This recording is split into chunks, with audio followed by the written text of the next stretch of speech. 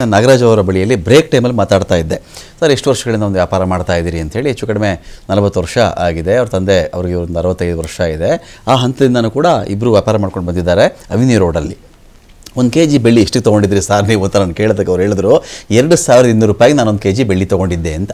2000 ಚಿನ್ನ ಸರ್, ಚಿನ್ನ ಎಷ್ಟು ತೊಗೊಂಡಿದ್ರಿ ನೀವು? 850 ರೂಪಾಯಿ ಇರಬಹುದು ನನ್ನ ಗಮನಕ್ಕೆ. ಯಾವುದು? ಗ್ರಾಮ 1 ಗ್ರಾಮ್ 850 ರೂಪಾಯಿ ನೀವು ತೊಗೊಂಡಿದ್ದದ್ದು. ಇವತ್ತಿಗೆ 15,000 ದಾಟ್ಕೊಂಡು ಹೋಗ್ತಾ ಇದೆ ಅದು. ಅಂದರೆ ಚಿನ್ನ ಅಲ್ಲಿಂದ ಹಿಡಿದು ಇಲ್ಲಿಯವರೆಗೆ ಸ್ವಲ್ಪ ಅಲ್ಪಕಾಲಿಕ ಏರಿಳಿತಗಳನ್ನು ಬಿಟ್ಟುಬಿಟ್ರೆ ಅದು ಏರಿಕೆ ಹಾದಿಲಿಗೆ ಮತ್ತೆ ವಾಪಸ್ ಬರುತ್ತೆ ಇದೆ. ಎಷ್ಟು ಸಲ ಅದು ರೇಸಲ್ಲಿ ಬಿದ್ದರೂ ಕೂಡ, ಏನು ಏಟ್ ಮಾಡಿಕೊಂಡ್ರು ಕೂಡ ಮತ್ತೆ ನುಗ್ಗಿ ಅದೇ ಚಾಂಪಿಯನ್ ಅಂತ ನೀವು ಹೇಳೋದು? ಅಂದರೆ ಚಿನ್ನ ಬೆಳ್ಳಿ ಅನ್ನೋದು ಅಸೆಟ್ ಆಗಿ ಇಟ್ಕೊಂಡಿದ್ವಿ. ಓಕೆ, ಈಗ ಅದನ್ನ ಟ್ರೇಡಿಂಗ್ ಆಗೋಯ್ತು. ಕರೆಕ್ಟ್. ಅಸೆಟ್ ಇದ್ದಿದ್ದು ದಿನನಿತ್ಯದ ವಹಿವಾಟುಗಳಿಗೆ ಬಳಸಕ್ಕೆ ಶುರು ಮಾಡಿದ್ರು. ಟ್ರೇಡಿಂಗ್ ಅನ್ನ ಏನಾಗ್ತದೆ, ಯಾರ ಕೈಲಿ ದುಡ್ಡಿದ್ರು ಇಲ್ಲ ದುಡ್ಡು ಸಾಲ ತಗೊಂಬಂದಾಗ್ಲಿ ಅದಕ್ಕೆ ಹಾಕ್ತಾರೆ. ಮುಂಚೆ ಹಂಗಲ್ಲ. ಸೇವಿಂಗ್ ಅಂದ್ರೆ ಈ ವರ್ಷ ಇಷ್ಟು ಚಿನ್ನ ತಗೊಂಡು ಇಟ್ಕೋಬೇಕು, ಮಕ್ಕಳಿಗೆ ಆಗ್ತದೆ, ಇನ್ನೊಬ್ರಿಗೆ ಆಗ್ತದೆ ಅಂತ. ಸೊ ಯಾವುದೇ ನಮ್ಮ ಹಿಂದೂ ಕಲ್ಚರ್ ಆಗ್ಬೋದು, ನಮ್ಮ ಇಂಡಿಯನ್ ಕಲ್ಚರ್ ಆಗ್ಬೋದು, ಅದಕ್ಕೆ ಮದುವೆ ಅಂದ ತಕ್ಷಣ ಮಗಳಿಗೆ ಇಷ್ಟು ಕೊಡಬೇಕು. ಯಾಕೆಂದ್ರೆ ಅದು ಯಾವತ್ತಿದೆ ಅವರಿಗೆ ಸೆಕ್ಯೂರಿಟಿ. ಹಣ ಕೊಟ್ಟರೆ ಖರ್ಚಾಗ್ಬಿಡ್ತದೆ ಅಂತ. ಸೊ ಇದ್ರ ಪ್ರಮಾಣವಾಗಿ ನೋಡಿದ್ರೆ ಬರ್ತಾ ಚಿನ್ನ ನಮ್ಮ FD-ಗಿಂತ ವ್ಯಾಲ್ಯೂ ಜಾಸ್ತಿ ಕೊಡ್ತಾನೆ ಬಂತು. ಓಕೆ, ಒಂದು ಟೈಮಲ್ಲಿ ಈ ಶೇರ್ ಮಾರ್ಕೆಟ್ ಇದರ ಬೆಲೆ ಜಾಸ್ತಿ ಆದಾಗ ಚಿನ್ನ ಸ್ವಲ್ಪ ಸ್ಲೋ ಆಯ್ತು ಇಳಿಕೆ. ಯಾಕಂದ್ರೆ ಎಲ್ಲರ ಗಮನ ಅಲ್ಲಿ ಹೋಯ್ತು. ಮ್ಯೂಚುವಲ್ ಫಂಡ್ ಅಂತ ಏನೇನೋ ಬಂತು. ಆ ಟೈಮಲ್ಲಿ ಚಿನ್ನದ ಬಗ್ಗೆ ಗಮನ ಕಮ್ಮಿ ಬಂತು. ಯಾವಾಗ ಸ್ಪೆಕ್ಯುಲೇಷನ್ ಆಯ್ತು, ಬಬಲ್ ಆಯ್ತು, ಸುಮ್ಮನೆ ಏನೇನೋ ಡಾಟಾ ತೋರಿಸಿ ಶೇರ್ ಜಾಸ್ತಿ ಮಾಡಿದ್ರು, ಇವೆಲ್ಲ ಬಂತು. ಇಲ್ಲಪ್ಪ ಇದು ನಮಗೆ ಸೇಫ್ಟಿ ಅಲ್ಲ ಅಂತ ಮತ್ತೆ ಚಿನ್ನಕ್ಕೆ ಬಂದರು. ಸೊ ಹಂಗಾಗಿ ನೋಡ್ರೆ ಚಿನ್ನ ಯಾವತ್ತಿದ್ದು ನಮ್ಮ ಜಾಬಲ್ಲಿ ಇರುತ್ತೆ, ನಮ್ಮ ಆಸ್ತಿ ನಮ್ಮ ಕೈಲಿರುತ್ತೆ ಅಂತ. ಬೇರೆ ಏನಾದ್ರು ಈ 3ನೇ ಮೇಲೆ ಇರುತ್ತೆ ಅಂತ. ಸೊ ಹಂಗಾಗಿ ನೋಡಿದಾಗ ಯಾವತ್ತೇ ಇದು ಚಿನ್ನ ಬೆಳ್ಳಿ ಅನ್ನೋದು ನಾವು ಅಸೆಟ್ ಆಗಿ ಟ್ರೀಟ್ ಮಾಡಿದಾಗ ಡೆಫಿನೆಟ್ ಆಗಿ FD-ಗಿಂತ ಜಾಸ್ತಿ ವರ್ಕೌಟ್ ಆಗೇ ಆಗುತ್ತೆ. May be double triple also.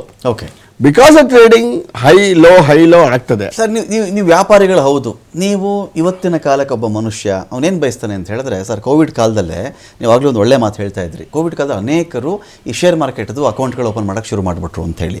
ಹಣ ಇಲ್ಲ, ಏನಕ್ಕೂ ಅಂಥದ್ದು ಮೇಜರಾಗಿಲ್ಲ ಅಂದಾಗ ಎಷ್ಟೋ ಜನ ಇವತ್ತಿನ ಊಟಕ್ಕೆ ನನಗೊಂದು 300 ರೂಪಾಯಿ ಸಿಗುತ್ತಾ, ಬೆಳಗ್ಗೆ ಯಾರೋ ಹೇಳ್ತಾರೆ ಇಂಥದಕ್ಕೆ ಹಾಕ್ಬಿಡೋ, ಜಾಸ್ತಿ ಆದ ತಕ್ಷಣ ನಿನಗೊಂದು 300-500 ರೂಪಾಯಿ ಸಿಗುತ್ತೆ ನಿನಗೆ ಅಂದರೆ ಅದು ಹಾಕಿದವರು ಇದ್ದಾರೆ. ಚಿನ್ನನ ನೀವು ಇದೀಗ ಅಂಗಡಿಲೇ ಬಂದು ಗೋಲ್ಡ್ ತೊಗೊಂಡು ಇಟ್ಕೊಂತ ನಿಮ್ಮ ವಾದ ಮಾಡ್ತೀರಾ ನೀವು, ಅಥವಾ ಈ ಥರದ್ದು ಮಾಡೋದೇನು ತಪ್ಪಿಲ್ಲ, ಕಾಲ ಜೊತೆಗೆ ನಾವು ಅದರಲ್ಲೂ ವ್ಯಾಪಾರ ಮಾಡಬೇಕಲ್ವ ಅಂತ ಟ್ರೇಡಿಂಗ್ ಬಗ್ಗೆನೂ ಹೇಳ್ತೀರಾ ನೀವು ಅಂತ? ಇಲ್ಲಿ 2 ವಿಷಯ ಬರುತ್ತೆ. ಓಕೆ, ಚಿನ್ನ ಫಿಸಿಕಲ್ ಹೋಲ್ಡ್ ಮಾಡಬೇಕಾದ್ರೆ ಒಂದು ಸೆಕ್ಯೂರಿಟಿ, ಮನೆಯಲ್ಲಿ ವ್ಯವಸ್ಥೆ ಆಗ್ಬೋದು, ಇಟ್ಕೊಳ್ಳೋಕೆ ವ್ಯವಸ್ಥೆ ಆಗ್ಬೋದು, ಇದಿದ್ದವರಿಗೆ ಅನುಕೂಲ ಕೈಯಲ್ಲಿ ಇಟ್ಕೊಳ್ಳೋದು. ಇಲ್ಲ ಅನ್ನೋರಿಗೆ ಆನ್ಲೈನ್ ಪರ್ಚೇಸ್, ಡಿಜಿಟಲ್ ಮಾರ್ಕೆಟ್ ಹೋಗ್ತಾರೆ.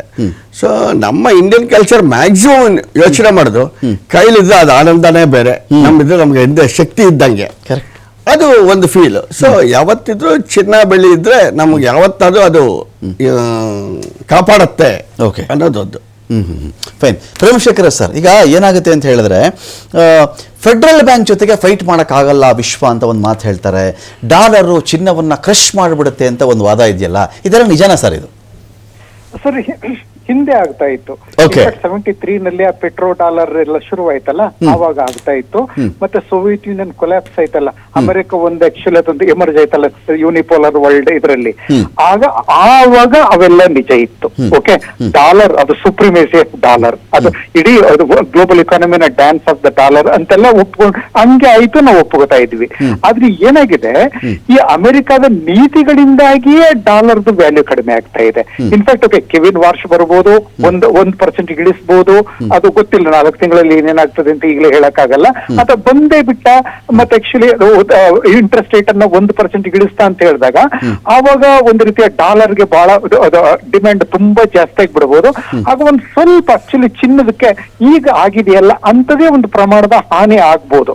ಆದ್ರೆ ಡಾಲರ್ ಆ ಒಂದು ಅದರ ಬೇರೆ ಔಟ್ಸೈಡ್ ಇದರಲ್ಲಿ ಇನ್ಫ್ಯಾಕ್ಟ್ ಬ್ರಿಕ್ಸ್ ಕಂಟ್ರೀಸ್ ಇಂಡಿಯಾನು ಸೇರಿದಾಗೆ ಈ ನಮ್ಮ ತಮ್ಮ ಕರೆನ್ಸಿಗಳಲ್ಲೇ ಅದು ವಹಿವಾಟು ಮಾಡ್ಕೊಳ್ಳೋಣ ದೊಡ್ಡ ಪ್ರಮಾಣದಲ್ಲಿ ಅಂತೆಲ್ಲ ಮಾತಾಡ್ಕೋತಾ ಇರೋದ್ರಿಂದ, ಮತ್ತೆ ಆಕ್ಚುಲಿ ಇದೆಲ್ಲ ಒಂದು ಪ್ಲಾನ್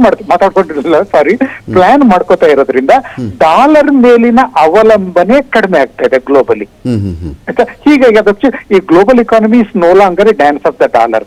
ಈಗ ಏನಾಗಿದೆ, ಡಾಲರ್ ವಿಶ್ವಾಸ ಕಳ್ಕೊಂಡಷ್ಟು, ನಾನು ಹಿಂದೆ 2-3 ಸಲ ಹೇಳಿದೆ ಅದನ್ನ ಕಳೆದ 1 ಗಂಟೆನಲ್ಲಿ, ಮತ್ತೆ ರಿಪೀಟ್ ಮಾಡ್ತಾ ಇದ್ದೀನಿ, ಚಿನ್ನಕ್ಕೆ ಬೆಲೆ, ಅದರ ವಿಶ್ವಾಸ ಜಾಸ್ತಿ ಆಗ್ತಾನೆ ಹೋಗ್ತದೆ. ಸೊ ಹೀಗಾಗಿ ಮೇ ಅಥವಾ ಜೂನ್ ನಲ್ಲಿ ಕೆವಿನ್ ವಾರ್ಷ್ ಅವರ ಕೆಲವು ನಿಲುವುಗಳು ಡಾಲರ್ನ ಸ್ವಲ್ಪ ಕಾಲ ಸ್ಟೆಬಿಲೈಸ್ ಮಾಡಬಹುದು ಅಷ್ಟೇ. ಆದ್ರೆ ಖಂಡಿತ ಆಕ್ಚುಲಿ ಇದು gold it will bounce back. ನೀವು ಹೇಳ್ತಾ ಇದ್ರಲ್ಲ 5,000 ಅಥವಾ 6,000 ಇದು ಆಗ್ಬೋದು ಒಂದಿದಕ್ಕೆ ಅಂತ. ಎಸ್, ಅದು ಆ ಸಾಧ್ಯತೆನೂ ಇದೆ. ಅಥವಾ ಅದು ಆಗದೇ ಇದ್ರು ಗಣನೀಯ ಪ್ರಮಾಣದಲ್ಲಿ ವರ್ಷದ ಅಂತ್ಯದ ಹೊತ್ತಿಗೆ ಚಿನ್ನದ ಮೌಲ್ಯ ಜಾಸ್ತಿ ಆಗೋದಂತೂ ಗ್ಯಾರಂಟಿ. ಅದರಿಂದ ಈಗಿನ ಒಂದು ಬೆಳವಣಿಗೆಯಿಂದ ಅಥವಾ ಜೂನ್ ನಲ್ಲಿ ಕೆವಿನ್ ವಾರ್ಷ್ ಏನೋ ಮಾಡ್ತಾರೆ ಅನ್ಕೊಂಡು ಹೆದರ್ಕೊಳ್ಳೋದ್ರ ಬದಲು ನಾವು ತಾಳಿದವನೋ ಬಾಳಿಯಾನೋ ಅನ್ನೋ ನೀತಿಯನ್ನ ಈಗಾಗಲೇ ಚಿನ್ನ ಖರೀದಿಸಿರೋರು ಅನುಸರಿಸೋದು ಒಳ್ಳೇದು ಸರ್. ಓಕೆ.